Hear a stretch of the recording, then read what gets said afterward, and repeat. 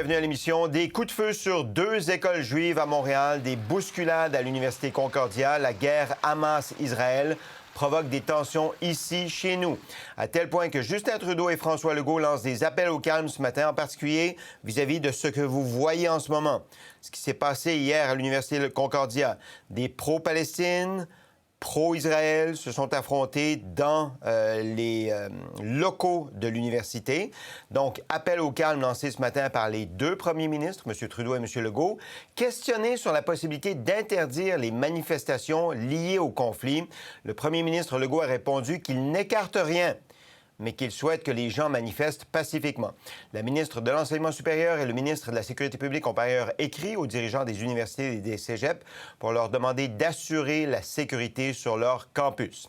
Michel Cauchel, Jean-François Lisée, Dimitri Soudas et Françoise Boivin sont là pour commenter. Bon début d'après-midi à vous 4. Bonjour. Bonjour. Salut. Écoutons la réaction à chaud du ministre de l'Éducation du Québec, Bernard Drinville, au sujet des coups de feu tirés sur 2 écoles juives la nuit dernière. C'est une forme de terrorisme, ça, là, quand tu commences à tirer sur des écoles. Là. Alors, on ne veut pas céder à ça. Mais en même temps, il faut s'assurer que nos écoles soient sécuritaires. La montée de l'antisémitisme actuellement, la montée des gestes et des paroles et des actes haineux envers la communauté juive, c'est quelque chose de très inquiétant et ça doit cesser. Alors, il y a une forme de terrorisme dans ce qui s'est passé la nuit dernière. Michel, vous pensez quoi des commentaires peut-être de M. Drinville et de la situation en général? Les élus ont un défi. C'est bien ces appels au calme, il faut les faire, c'est important. Il faut faire très attention au choix des mots. Et il faut être très prudent. Et c'est pas si facile que cela, mais ça demande énormément de réflexion avant de prendre la parole. Et donc, ce défi-là, c'est de ne pas mettre de l'huile sur le feu. En fait, ni d'un côté, ni de l'autre. Voilà, ils peuvent prendre la parole sans prendre parti. Non, ils ne peuvent pas prendre parti. Ils peuvent pas prendre... Mais ils peuvent dénoncer. Ils doivent dénoncer. C'est ce qui s'est passé sur les écoles juives. Ça doit être dénoncé de la même façon que si la même chose se produisait sur des écoles musulmanes, il faudrait aussi le dénoncer. Il ne faut pas prendre parti. Maintenant, là, si ça continue, puis on espère que ça ne continue pas, c'est comment faire baisser les tensions et quels sont les gestes concrets qui peuvent être posés, par exemple, par le service de police de Montréal ou de Québec, parce que ça peut se produire à Québec ou dans n'importe quelle ville. Mais disons que Montréal et Longueuil et Laval sont des territoires qui sont plus susceptibles d'être touchés par ce genre de problématiques. Mais et donc, les appels au calme, est-ce que ça suffit? Tu sais, j'écoutais ce matin... Mais est-ce que ça va suffire? On est à l'abri de rien. Alors, cet après-midi, il y a la mairesse Plante et le service de police de Montréal vont prendre la parole. Concrètement, comment ils vont accroître la surveillance? Qu'est-ce qu'ils peuvent faire de plus?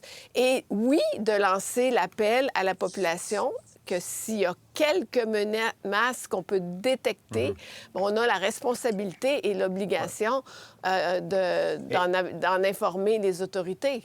Et plus que ça, il y a comme un test cet après-midi. Il y a une manifestation aussi cet après-midi, donc à voir où ça va nous mener. Écoutons Justin Trudeau et François Legault qui étaient ensemble, coïncidence ce matin, pour une annonce sur le logement, mais évidemment, cette situation a retenu beaucoup l'attention. On les écoute. On ne veut pas de haine et de violence au Québec. Puis on ne tolérera pas ça. Et il faut que le message soit clair. Je comprends qu'on voit à la télévision des scènes horribles, mais il faut à un moment donné, ici, être capable de se parler calmement. Donc, je fais un appel au calme à tous les Québécois et Québécoises. On a une opportunité et donc on a une responsabilité d'être là les uns pour les autres, puis la haine, puis la violence contre des innocents parce qu'on est en désaccord avec eux, quel que soit le désaccord légitime, ça n'a pas sa place au Canada, nulle part. Voilà, ça n'a pas sa place au Canada nulle part. Dimitri, on voit l'intervention des premiers ministres.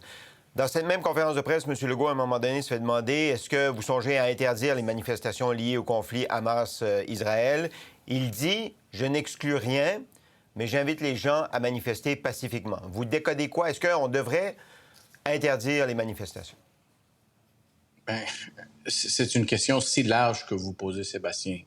Manifester, c'est un droit fondamental, mais manifester sans haine et sans appel à la violence. Et quand le ministre Drainville parle des deux cas d'écoles juives où l'objectif était de terroriser les enfants et de terroriser les parents juifs. Michel, vous dites si c'était une école musulmane, mais pour l'instant, j'en ai pas vu d'exemple d'écoles musulmanes qui sont terrorisées. Si ma grand-mère avait des roues, elle serait un autobus.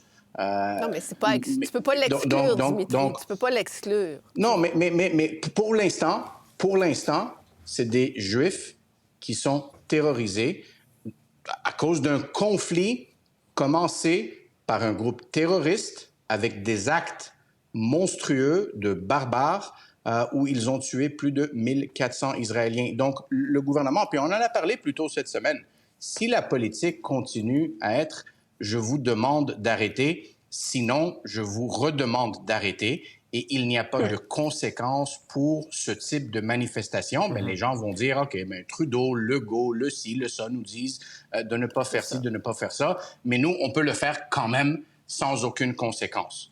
OK, donc le message est aux policiers à ce moment-là? Le message est aux policiers d'intervenir, d'être plus vigilants, Dimitri?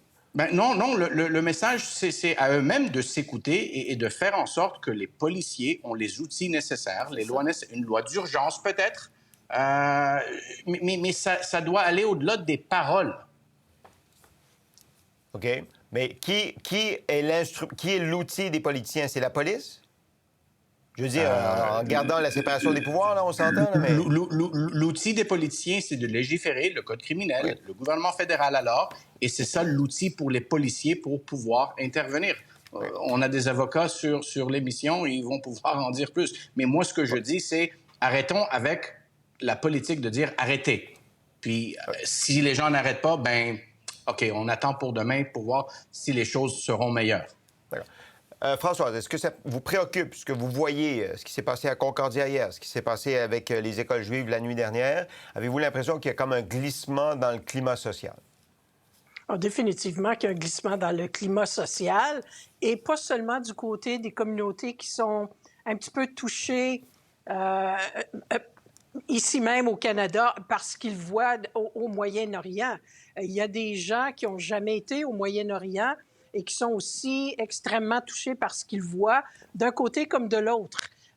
Et on peut comprendre que les esprits s'échauffent, mais on le disait hier, Sébastien, le rôle de nos leaders politiques, c'est de peut-être reprendre un petit peu le contrôle sur le message. Michel parlait de « il faut faire attention aux mots ». Je suis tout d'accord avec ça. Mais faire attention aux mots puis dire les choses correctement et réellement et directement pour que les messages soient compris. À date, là, c'est tellement édulcoré que finalement, mais vous aimeriez on sait quoi? qu'est-ce que nos... Donne-nous un exemple. Qu'on dit. Ben, je pense que le premier ministre du Canada a commencé depuis hier là, à passer le message qu'ici, by the way, les amis, vous êtes au Canada. Nous ne sommes pas au Moyen-Orient. Nous avons le droit comme humains d'être extrêmement, profondément meurtris par ce qu'on voit, par ces images dont on nous bombarde à tous les jours, là, sur tous les canaux. Et c'est certain que ça nous rejoint, que ça vient nous chercher. Mais en même temps, on n'a pas à transposer les guerres du Moyen-Orient ici sur notre territoire. Oui, alors, ce message-là doit être clairement dit. Mais le jour même, Françoise, le jour même, ça se donnait des claques à l'Université Concordia, puis ça se bousculait, là. Dans une université où on doit faire preuve d'ouverture en principe à la critique et au reste. Ben oui, puis elle est où, la sécurité? Puis c'est pas parce qu'on est dans une université. Moi, je me rappelle, j'étais à l'université au début, avant le référendum de 80, puis on avait des débats musclés, je peux vous dire, après tous les événements du FLQ en 70, la loi sur les mesures de guerre. Hey, les esprits étaient assez chauds à la faculté de sciences politiques, je peux vous dire. Mais personne n'en venait au coup, personne se tabassait parce que t'es une personne qui devrait pas exister ou ainsi de suite. J'ai aimé le message de la ministre Derry, puis je veux le souligner. Et il appartient aux universités. Ils ont des services de sécurité. Seigneur de Dieu, si j'ai pas le droit de stationner mon char devant la faculté de droit, passer telle heure, puis qu'ils vont me donner un ticket, sont-ils capables d'arrêter 6 étudiants qui se fourrent une volée? Alors, quelque part, il faut que la sécurité refasse son travail. Mais c'est comme si tout le monde marche sur des coquilles d'œufs. Parce que ça touche le Moyen-Orient, on a tellement peur d'être perçu comme si on allait d'un bord plutôt que de l'autre, que finalement, on fait rien. Et c'est là le problème, après tout ce temps-là, qui se transpose au Canada. OK. Mme Derry et M. Bonnardel ont envoyé une lettre aux recteurs des universités et aux dirigeants des cégeps, puis j'en lis juste un extrait. « Nos établissements sont des lieux d'échange, de débat et de discussion constructifs et respectueux. Il est impératif qu'ils le demeurent. » OK. Jean-François, vous voyez ça comment? Je pense que tout ça, c'est de la tarte aux pommes. Je veux dire, ce que dit M. Trudeau, ce que dit M. Legault, la lettre de Derry, etc., c'est de la tarte aux pommes. Puis on s'attend à avoir de la tarte aux pommes de nos dirigeants politiques, mais on s'attend qu'une fois que la porte est fermée, que des gestes concrets soient posés. Bon, j'ai hâte d'entendre les gens du SPVM, la police de Montréal tout à l'heure, parce que, bon, d'où vient la violence? Bon, on sait d'où vient la colère. La colère, c'est le fait que parmi nos concitoyens, il y a des concitoyens qui ont de la famille je veux dire, à Gaza, qui ont de la famille en Cisjordanie, et en plus qui ont de la solidarité, évidemment, et donc qui sont très en colère. Parmi nos concitoyens juifs, il y en a qui ont de la famille en Israël et qui ont de la solidarité. Alors, c'est normal qu'ils soient à fleur de peau. Bon. Parmi des gens radicalisés dans ces communautés, il y a des gens qui vont poser des gestes violents. Puis, ils n'écouteront pas du monde qui vont tirer devant des écoles juives. Peu importe ce que Trudeau, Legault ou Mme Derry va dire, ils vont aller tirer. Bon. Alors, comme j'ai dit hier, ce serait important que les premiers ministres demandent aux leaders religieux et aux leaders communautaires de faire leur part pour parler, pour apaiser leur population. Deuxièmement, bon, on voit que bon, c'est sûr qu'il y a toujours des loups solitaires. Alors, du monde qui sont dans leur sous-sol, ils voient ça à TV, ils lisent les réseaux sociaux, puis ils décident d'aller tirer devant une école. Bon, ça, c'est très difficile à identifier, mais on sait aussi que sur les campus, il y a des étudiants qui sont radicalisés parfois par des profs. Il y a des profs radicalisés, et le discours qu'on appelle woke, évidemment, une minorité, je parle d'une petite minorité de profs, mais il y en a qui sont radicalisés, et ce qu'on appelle l'idéologie woke depuis quelques années, c'est la promotion de l'intransigeance. De l'intransigeance. On ne peut pas parler aux gens qui ne sont pas d'accord avec nous. Les Blancs sont nécessairement porteurs du privilège blanc, etc. Et donc, il y a une éthique du refus du dialogue et du refus du respect de l'autre. C'est ça, le rapport que vous faites avec ce qui se passe en ce moment, c'est ça, le refus du dialogue, le refus du débat. Le refus du dialogue, l'intransigeance comme mode de communication. Ben là, au moment où il y a une crise comme celle-là, elle s'exprime à travers les positions pro-israéliennes et pro-palestiniennes. Alors, ça, c'est... Donc, moi, ce que j'aurais aimé entendre ou lire dans la lettre de M. Bonnardel et Mme Derry, c'est un appel aux recteurs et aux enseignants et aux responsables des associations étudiantes et professorales. Ouais, attendez, je veux bien Jean-François, je veux bien les enseignants puis les recteurs, mais il n'y a pas une responsabilisation des étudiants aussi, ceux qui se donnent des claques sur la gueule puis qui se bousculent dans un hall d'entrée de Concordia.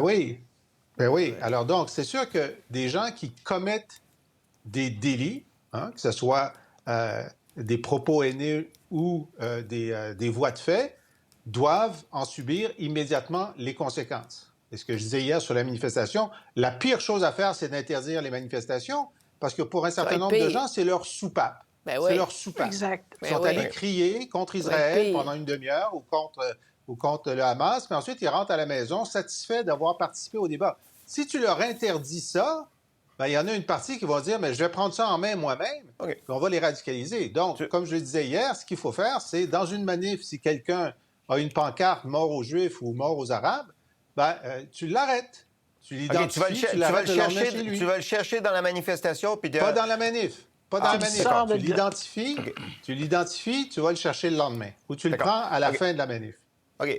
Juste Michel et Dimitri. Michel, sur la possibilité, l'hypothèse d'interdire les manifestations, vous pensez quoi? Bien, je suis d'accord avec Jean-François. Si on interdit, ça devient de la répression et ça va être pire. Ça va être pire parce que ceux qui veulent manifester leur colère vont trouver des moyens encore plus violents qu'une manifestation.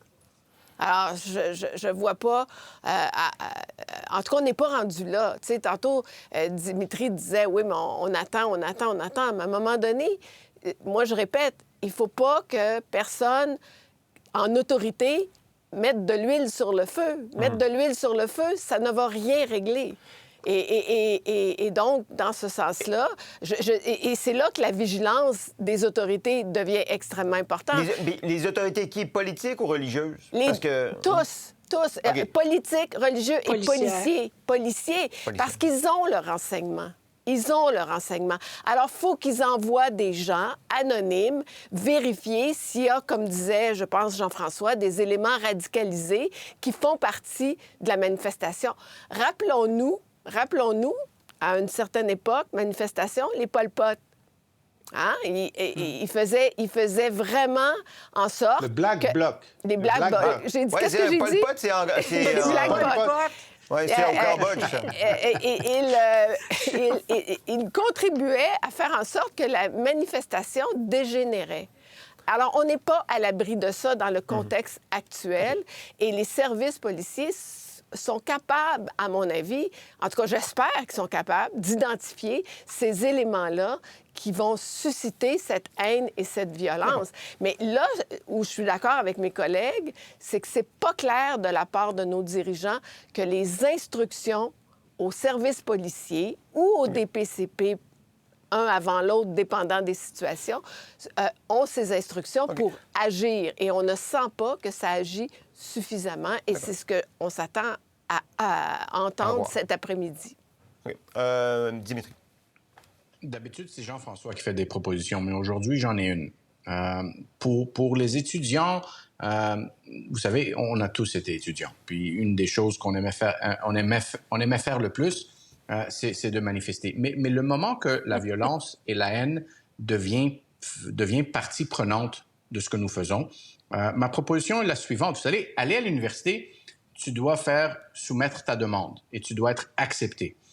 Donc, une des conséquences, si la haine et la violence font partie de l'ADN de qui que ce soit, ben, qu'il soit suspendu pendant 12 mois, non admissible à aucune université au Québec et au Canada pendant 12 mois. Et le moment qu'il y a ce type de conséquences, ils vont y penser 2 fois avant de donner une claque sur la gueule de qui que ce soit. Sans conséquences et seulement avec des paroles, les gens vont faire ce qu'ils veulent faire. OK. Mais je on est pensais que toujours c'était en déjà attente, dans les statuts universitaires. Ben oui. Si t'es trouvé coupable, le problème, c'est qu'ils les portent pas, leurs culottes. C'est déjà dans les statuts. Tu ne peux pas, techniquement... Écoute, tu fais juste du plagiat, puis on t'expulse. Alors, tu fais juste quelque du plagiat, part, c'est quand même... quand plagiat. Non, ce que je veux dire, c'est... OK, on va faire attention Ouais, aux il n'y a mots. pas de sang Ce que je versé. veux dire, c'est Il que y a pas de sang versé. c'est que si... Ben c'est ça, c'est juste ça que je veux dire, là. Le plagiat, c'est sérieux, c'est tellement sérieux que ça mérite l'expulsion. Qu'est-ce que vous pensez qu'un geste de violence, alors qu'on se tape dessus, on saute dessus, c'est passible d'expulsion automatique? Oui. Est-ce qu'ils le font? Là, c'est une autre chose. C'est là le problème. Jean-François, vous voulez ajouter quelque chose? Oui, je veux juste noter que symboliquement, c'est important là, pour savoir s'il y a impunité ou non. On est 12 jours aujourd'hui, 12 jours après le moment où Charkaoui a appelé à l'extermination des Juifs. Il n'y a toujours pas d'accusations qui sont portées. Malgré Alors les ça, appels, ce serait quand même un signal à envoyer. Oui, mais entre-temps, il y a eu des écoles qui ont été terrorisées, peut-être liées à cet appel. Justement. Oui. Pour voir nos émissions en entier, rendez-vous sur la chaîne Ici RDI.